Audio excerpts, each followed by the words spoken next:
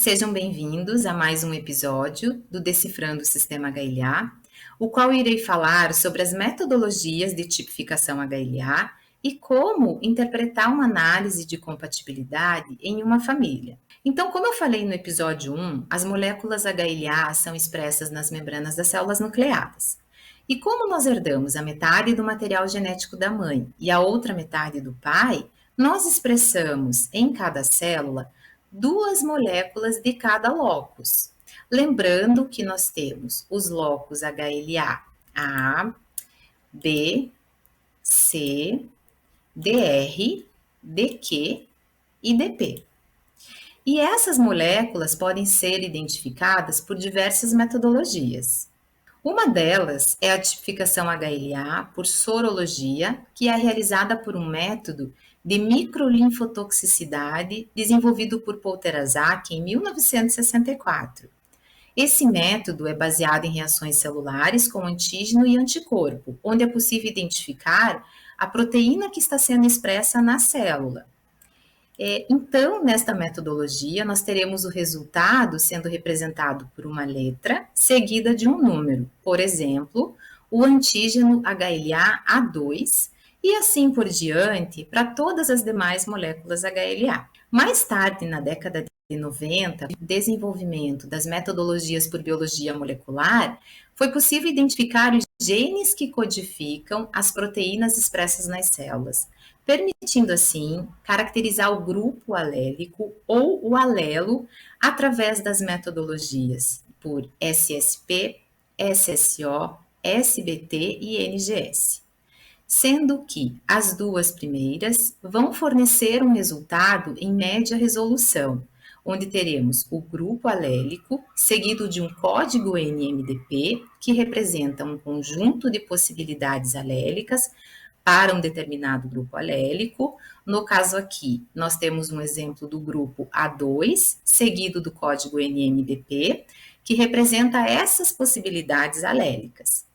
E pelas metodologias de sequenciamento gênico, como SBT e NGS, é possível obter um resultado em alta resolução, o qual define o alelo de um grupo alélico.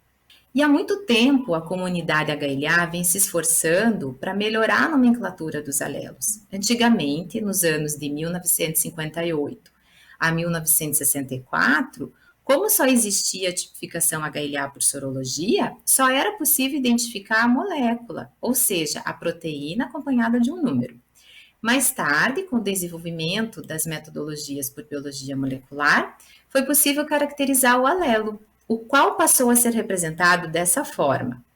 A letra, que é o locus gênico, o primeiro campo, que representa o grupo alélico, o segundo campo, que define o alelo, e os demais campos, que são outras definições. Dessa forma, podemos identificar a que nível de resolução estamos observando em um laudo de tipificação HLA, se é em média resolução ou em alta resolução, conforme demonstrado aqui.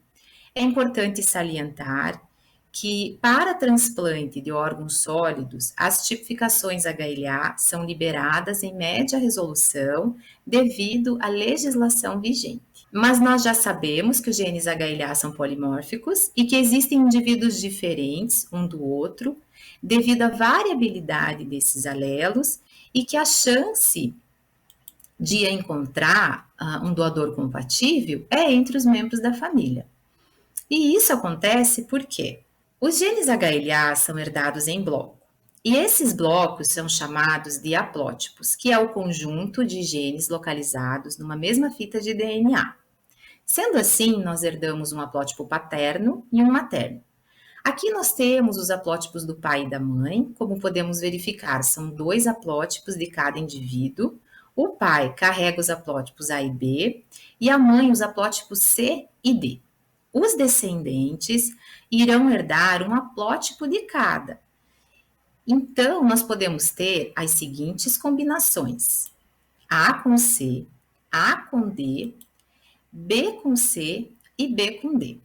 Considerando que o receptor é esse filho e ele herdou os haplótipos A e C, Então, nós podemos ter um irmão haploidêntico compartilhando o haplótipo A do pai, ou seja, os dois herdaram o mesmo haplótipo do pai, porém herdaram os haplótipos diferentes da mãe.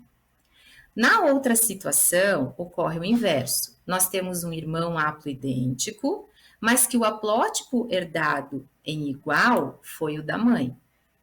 Podemos ter um irmão totalmente diferente, porque ele herdou o haplótipo B do pai e D da mãe, e podemos ter também irmãos idênticos. Então, resumindo, de acordo com essas combinações, nós podemos ter irmãos idênticos, haploidênticos, ou seja, 50% iguais, onde eles vão ter um haplótipo igual, ou ainda irmãos totalmente distintos. Porém, além dessas combinações, existe um evento que pode ocorrer no momento da divisão celular, na formação dos gametas, que se chama recombinação genética. A recombinação genética acontece quando um segmento do DNA quebra e ocorre uma religação nesse segmento. Devido a isso, o filho herdará uma sequência de genes HLA diferente daquela vista nos pais. Como vemos nesse exemplo, um filho tem um haplótipo herdado com uma recombinação, ou seja, como podemos observar, essa sequência nós não encontramos nos haplótipos dos pais. O que ocorreu aqui foi um cruzamento de cromossomos homólogos, gerando um terceiro haplótipo, diferente dos haplótipos paternos. E quando você vai comparar esse filho com um outro filho, você pode observar que o haplótipo A, herdado do pai, compartilha apenas os locos HLA A, B e C com esse irmão.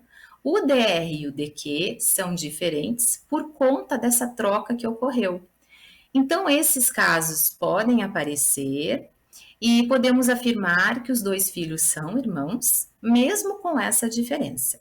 Bom, era isso que eu gostaria de passar para vocês neste episódio. Obrigada pela atenção.